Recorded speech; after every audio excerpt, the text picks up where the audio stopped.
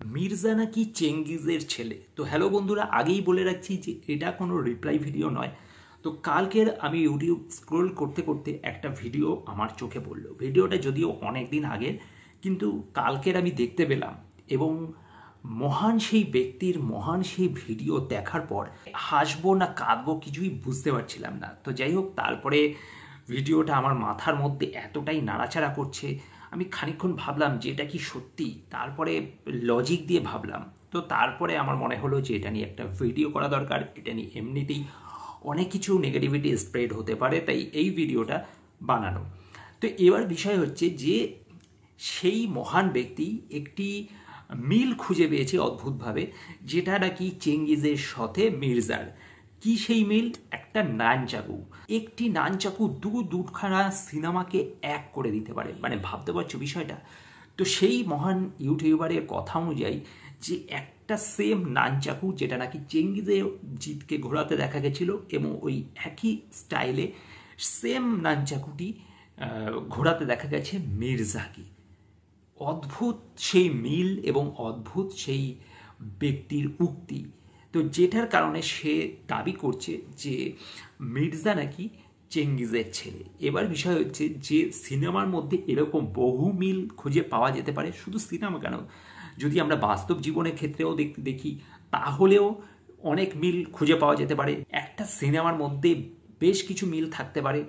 এক আর্টিস্ট সিনেমাতে কাজ করতে পারে, তার জন্য সে দুখানা সিনেমাকে এক করে ফেলছে। এবং সে যে উদাহরণটা টেনেছে বাহুবলী, আরে ভাই বাহুবলী হচ্ছে একটা ইউনিভার্স। যেরকম আমরা সূর্যবংশীর যে একটা দেখেছিলাম সিম্বা বা সিংঘাম, এই যে জাতীয় একটা ইউনিভার্স, তাতে একটা মিল থাকা স্বাভাবিক ব্যাপার। সেইভাবে বাহুবলীও তো একটা সিকুয়েল ছবি, যেটা ফার্স্ট পার্টের সাথে সেকেন্ড পার্টের, সেটা তো একই সিনেমার দুটো অংশ।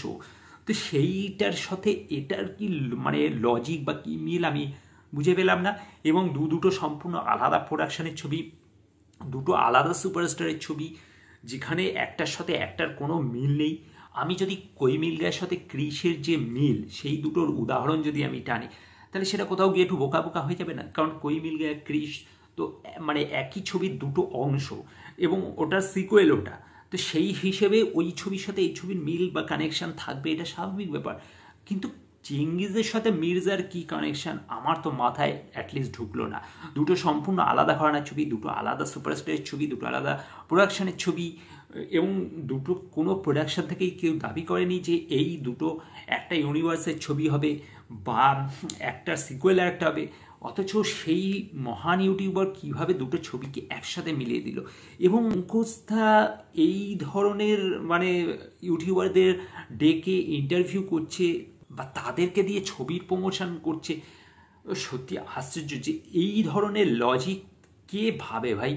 এরা ক্রিটিক্স, এরা রিভিউয়ার। এরপরে তো এরা বলবে এবার চেঙ্গিস হচ্ছে বিক্রম সিংহের নাতি, অর্থাৎ বিক্রম সিংহ মানে প্রসেনজিৎ বুম্বাদা যে সিনেমাটা করেছিল, সে এবার দাদু হয়ে যাবে, চেঙ্গিস নাতি হয়ে যাবে, মির্জার ছেলে হয়ে যাবে। মানে একই জেনারেশনের বংশ পরম্পরা চলতে থাকবে এইভাবে তাদের কথা অনুযায়ী। তোমাদের কি মনে হয়, এটা ঠিক না ভুল? অবশ্যই কমেন্ট করে জানাতে ভুলবে না। আর ভিডিওটা যদি ভালো লেগে থাকে লাইক শেয়ার করে দেবে।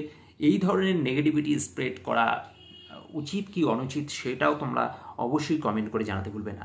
তো এই ভিডিও এই পর্যন্তই। থ্যাংক ইউ, দেখা হচ্ছে অন্য ভিডিওতে।